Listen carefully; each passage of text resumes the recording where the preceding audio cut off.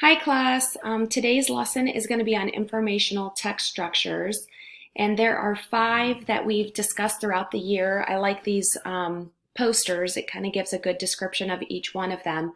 The first text structure would be description, and for a description structure, this one tells about something. So for example, the starfish has 5 legs and lives in the ocean. The next one is order and sequence to show events or procedures in time order. So for example, a starfish starts as an egg and then becomes a larva.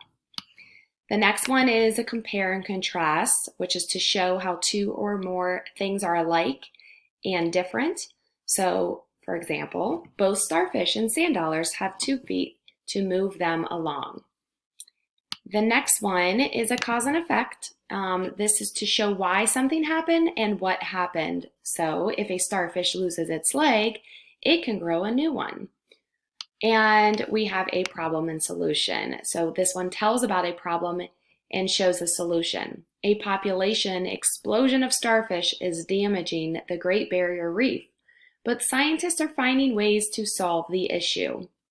We've done a lot of writing with this in our IE class. If you're in my IE, achieves some of the writing that we've done through that is all based on informational text structures.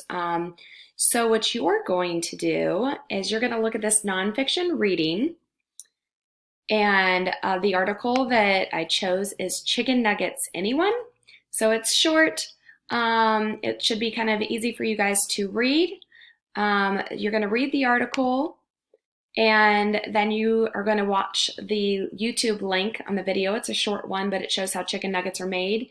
And then you're going to click here to complete this activity, or just go right to the slide to complete this activity and show how chicken nuggets are made. So you can bullet point the steps in order.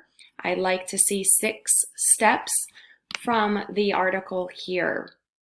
Okay, so good luck with this. It's just, can anybody actually guess what kind of structure we're doing out of these 5? If you guessed order and sequence, you are correct. So I just kind of think we need a little bit more practice before the end of the year on how to and sequencing our events. So I hope you do well, and if you have any questions, don't forget you may reach out at any time.